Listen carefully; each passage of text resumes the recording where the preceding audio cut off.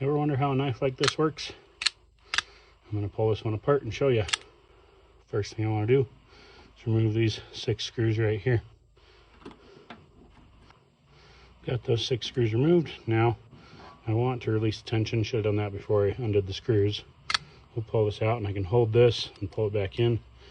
Or you can always let it hit something. That gets the tension off of it.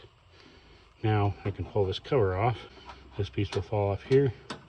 This piece comes out here, and then the blade is just in the groove here. So the way this works is this blade, gotta remove this spring here to get it to go back in. This blade slides up and down along this. And this piece here has a spring on it with a hook on each end. And this hook catches this little nub on the blade. So as it sits here in this groove, when you push up, it'll release this bottom spring here with this piece. See how it's curved? It'll catch this and push that out, and this spring will have tension on that blade because it pulled just the spring just enough to catch that nub right here and hook it. So the spring has tension on it. Once it releases that, the blade shoots forward and comes up and has just enough to hit this end and pull it just a little bit, and that'll have the blade out.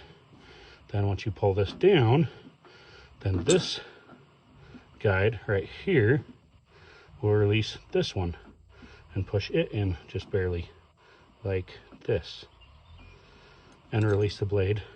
So the spring, and the grabbing it right here on this will, we've got to release this spring.